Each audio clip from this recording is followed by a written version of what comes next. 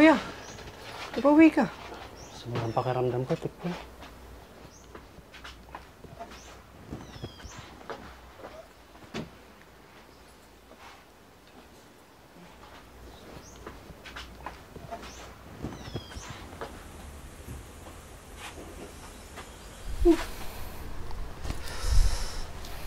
Salamat sa Diyos.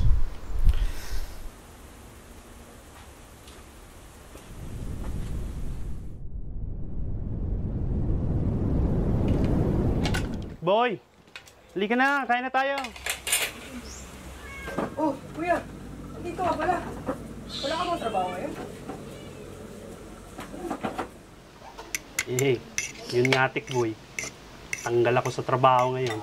Oh, bakit? Hindi ko alam kasi maganda naman yung kita ng kumpanya. Ang problema, nagtanggalan sila ng mga tao. Yun ang hindi ko alam, napasama ako. Pero hayaan mo na, magkakaroon din ako ng bagong trabaho. Kain na tayo. You know.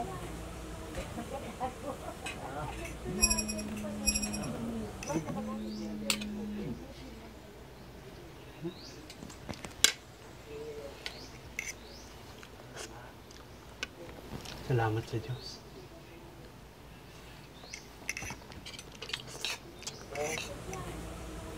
Nga pala, kuya. Medyo hirap na rin kasi ako sa pag-aaral eh. Medyo di kasi ako makasabay sa mga project at module namin. Pagka nakaluwag-luwag po kayo, bilan nyo naman ako ng laptop oh. Kahit yung mumurahin lang. Laptop? Sige, Tikboy. Mayawan Diyos.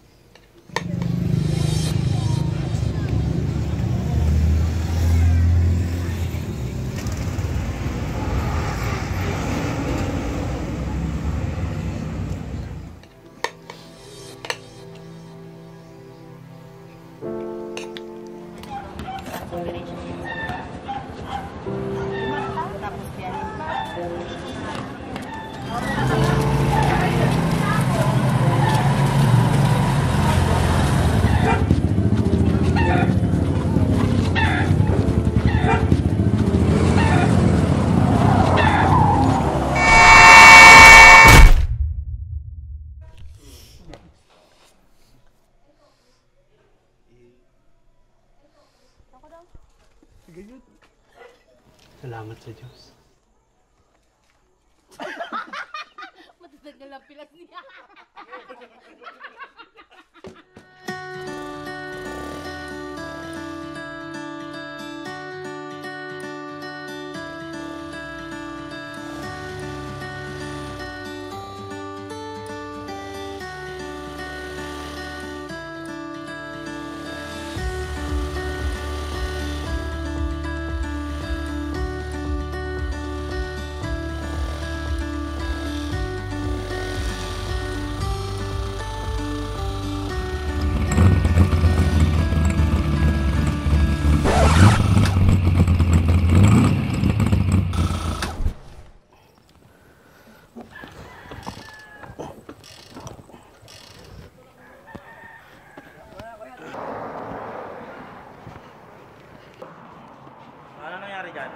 Wala, yung battery. Sira ata.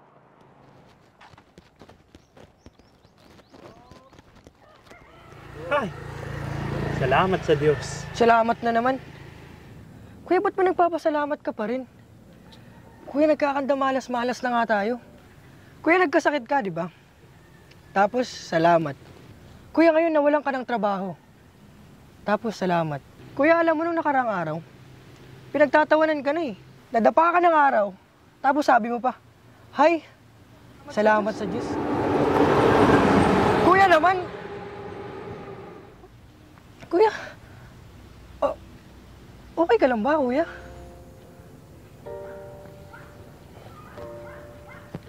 Alam mo, Tikboy, ganito yan.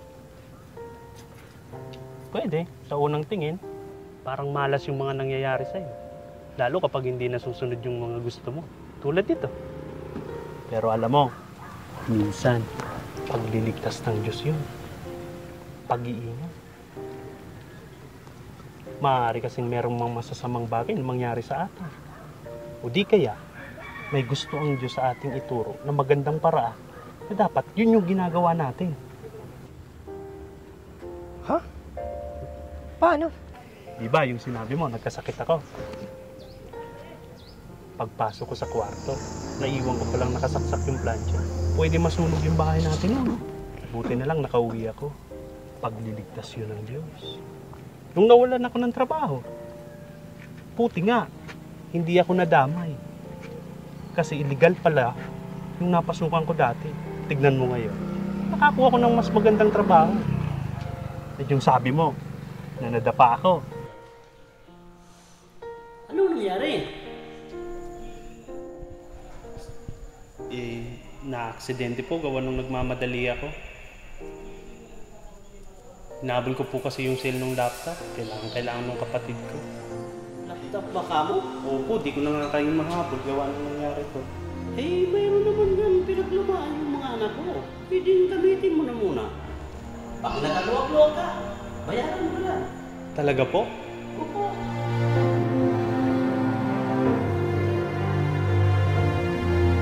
Tingnan mo to. Kuya, ano to? Kuya? Kuya! Salamat, kuya. At ngayon, pasalamat tayo. Nasiraan man tayo, malapit sa pagawaan. Eh kung doon pa tayo nasiraan, eh di malayo pa sana yung pinagtutulakan natin ngayon. Maaaring sa tingin ng iba, masama yun. Pero sa mga nagsisiibig sa Diyos, nagkakalakip ang lahat ng bagay na gumagawa sa ikabubuti niya.